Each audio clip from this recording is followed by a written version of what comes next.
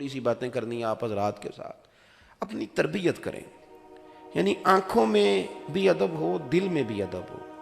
ادب کی کہانی نہ بنائیں, سٹوری نہ بنائیں, اس کو خوشامد نہ بنائیں, چاپلوسی نہ بنائیں. یعنی میں اگر کسی کا ادب کرتا ہوں تو مجھے بتانے کی ضرورت ہے کہ میں کرتا ہوں, لوگوں کو پتہ چل جائے گا کرتا ہے.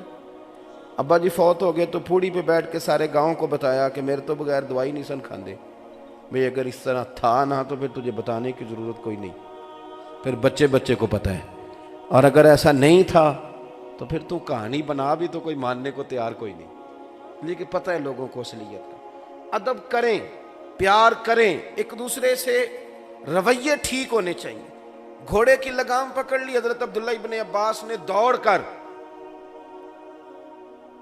تو حضرت زید بن ثابت رضی اللہ تعالیٰ عنہ کہنے لگے جناب آپ کیا کر رہے ہیں, روٹین میں جا رہا ہوں, کیوں لگام تھام لی؟ تو حضرت عبداللہ ابن عباس فرمانے لگے ہمیں بتایا گیا ہے کہ علماء کا احترام کرنا ہے. حضرت زید بن ثابت نے یہ سنا تو گھوڑے سے نیچے اتر آئے. نیچے اتر کے جناب عبداللہ ابن عباس کا ہاتھ پکڑ کے بوسہ دیا. فرمانے لگے ہمیں بھی بتایا گیا ہے کہ خاندان رسول کا احترام کرنا ہے, ہمیں بھی بتایا گیا. جب آپ احترام کرتے ہیں تو احترام کیا جاتا ہے. آپ جب عزت, ہم نے عزت نہیں دی, ہم نے تو دی ہے شہرت کو عزت, پیسے کو عزت. جس نے لوٹ مار کر کے پجاروں بنائی ہے اس کی عزت کرنی چاہیے, جس نے 40 سال اپنے ہاتھوں پہ چھالے ڈال کے حلال رزق کھایا اس کی کرنی چاہیے. بتاؤ ہوتی کس کی ہے؟ تو اس کا نقصان یہ ہوتا ہے کہ غریبوں کے بچے بھی پھر کچھ چور دروازہ ڈھونڈتے ہیں پجاروں خریدنے کا, پھر وہ تنگ آمد بجنگ آمد, پھر وہ اس سمت آتے نہیں. آپ یقین کریں کہ بڑے بڑے دیندار لوگ وہ بھی نہیں سمجھتے کہ یہ مزدور آدمی ہے, اس کی عزت ہونی چاہیے, اس کا پیار. میں اکثر کہتا ہوں چلو سیاستدان تو غریب کو فرنٹ سیٹ پہ نہیں بٹھاتا, محفل میلاد میں بٹھا لیا کرو, اس بیچارے کو کہیں تو عزت مل جائے. کسی مسجد کے مؤذن کو جس کو 40 سال ہو گئے اذان پڑھتے, اس کا کوئی زیر صدارت نام لکھ دو, مہربانی کرو. جس کو 30 سال ہو گئے امام صاحب سے پہلے آ کے مسجد کھولتا ہے, اس کا لکھو نام. جو مسجد, اس محفل کا مہمان خصوصی کون ہے؟ میں تو آیا ہوں صاحب, یہاں سیدھا تقریر کروں گا چلا جاؤں گا. اس محفل کا مہمان خصوصی وہ بندہ ہے جس نے محفل سے پہلے جھاڑو دیا ہے, جس نے اپنے ہاتھوں سے پوسٹر لگایا ہے. نہ بیچارے کی فوٹو آئی, نہ اسے کوئی جانتا ہے, لیکن محفل ختم ہوگی تو وہ گلے لگ لگ کے روئے گا, کہے گا ساڈی محفل بڑی کامیاب ہوئی. لیکن یاد رکھیں ان کی فوٹو دنیا کے کیمرے تو نہیں کھینچی, پر اللہ بھی جانتا ہے, اللہ کے رسول بھی جانتے ہیں, ان کو پتہ ہے یہ کون لوگ. احساس پیدا کریں, ادب اصل والا کریں, احترام صحیح والا کریں. طبقات ابن سعد دیکھو, حضرت سعد انصاری رضی اللہ تعالیٰ عنہ فرماتے ہیں کہ ایک مزدور حضور سے ملنے آیا.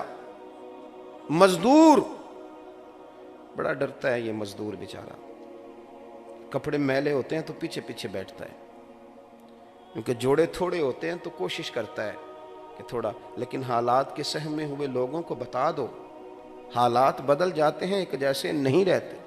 یہ ڈرتا ہے وزیروں سے بھی, پیروں سے بھی, خطیبوں سے بھی ڈرتا ہے, سہما رہتا ہے. حضرت سعد انصاری کہتے ہیں کہ حضور کی بارگاہ میں مزدور آیا اور اس نے بڑے شوق سے آگے بڑھ کے کریم محبوب کے ید اللہ والے ہاتھوں پہ بوسہ دیا. جو کہنے لگا ہوں ذرا ذوق سے سننا.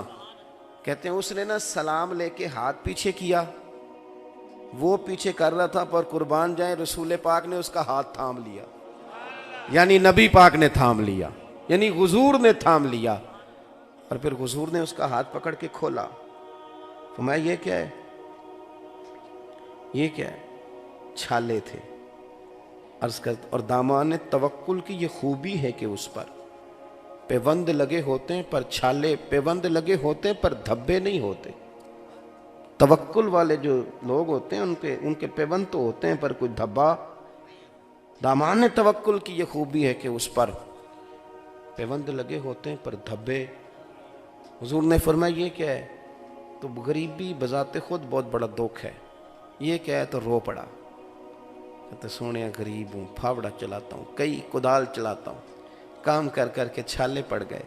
صحابہ کہتے ہیں چشم فلک نے عجیب نظارہ دیکھا, جس محبوب کے قدم چومنے کو جبریل جھکے اس محبوب نے مزدور کا ہاتھ چومنا شروع کر دیا. سبحان اللہ سبحان اللہ. حضور نے ہاتھ چومنا شروع کر دیا. نبی کریم نے چوما. بڑے بڑے امیروں کا گویا دل کر رہا تھا کاش آج ہم غریب ہوتے, یہ سعادت ہمیں نصیب ہوتی. تو عزت کریں, احترام. نبی پاک صلی اللہ ہمارے ہاں نا اب ایک اور رٹا بڑا شروع ہو گیا کہ تمہیں بڑا فرینک ہو جی. کچھ مفت کے بھی فرینک ہوتے ہیں, یعنی وہ حال اس طرح پوچھتے ہیں جیسے بڑی پرانی دوستی ہے. السلام علیکم پیر صاحب کیا حال ہے؟ بالکل ٹھیک. ہور پھر سناؤ.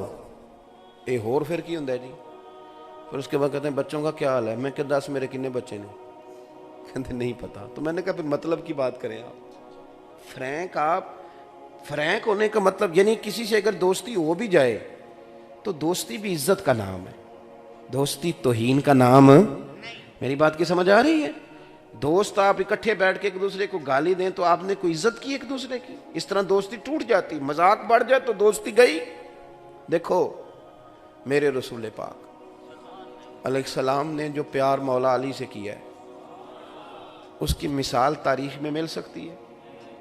حضور نا حضرت علی ناراض ہو کے چلے گئے گھر سے کسی وجہ سے, تو گھر والے انتظار کر رہے ہیں کہ حضور آئیں گے تو پھر جائیں گے منانے. یعنی مولا علی کی وہ شان ہے کہ ناراض ہو جائیں تو حضور لاڈ دیکھتے ہیں, ان کے ناز اٹھاتے ہیں. سرکار گئے تو کعبے کے قریب لیٹے ہوئے تھے اور کپڑوں پہ ساری مٹی لگی ہوئی تھی, تو حضور نے فرمایا قم یا ابا تراب, او مٹی والے اٹھ جا یار. حضور منا کے راضی کر کے گھر لائے. کوئی پوچھتا نام کیا ہے تو کہتے ہیں نام وہی ہے جو مدینے والے نے رکھ دیا. یعنی حضور اور نبی پاک صلی اللہ علیہ وسلم نے فرمایا یہ علی نا میرے لیے اسی طرح ہے جس طرح حضرت موسیٰ علیہ السلام کے لیے جناب ہارون تھے. اور حد کر دی کریم نے. حضور فرمانے لگے لوگوں جس کا میں مولا اس کے علی بھی مولا. اور آپ دیکھیں کہ پہلے حضور ان کے گھر میں رہے, پھر یہ حضور کے کاشانہ نور میں رہے. کتنا بڑا درجہ ہے, کتنا بڑا مرتبہ ہے. تو کتنی فرینکنس ہو گئی ہوگی 9 سال کی عمر سے حضور کے ساتھ ان کا اٹھنا بیٹھنا ہے. لیکن وہی مولا علی جب بات ادب کی آتی ہے, احترام کی آتی ہے, سنیں یاد رکھیں. حضرت مولا علی شیر خدا فرماتے ہیں اگر مجھے اپنے کریم محبوب علیہ السلام سے کوئی سوال پوچھنا ہوتا تھا نا تو میں کئی ہفتے انتظار کرتا تھا. 1 منٹ نہیں لگاتے لوگ, جتنا مرضی ادب کا رشتہ ہو. کہتے میں ہفتوں انتظار کرتا تھا اور پھر بھی میرا دل کرتا تھا کوئی اور آ جائے اور جو مسئلہ میں نے پوچھنا ہے وہ بندہ پوچھ لے, چلو میرا معاملہ بھی حل ہو جائے گا. یعنی پاس رہتے ہیں, قریب رہتے ہیں. حضور شفقت بھی کرتے ہیں, پیار بھی کرتے ہیں, لیکن انہوں نے یہ نہیں کہا میں بڑا فرینک ہوں, مجھ پہ بڑی شفقت ہے تو موج کروں. ادب رہتا ہے.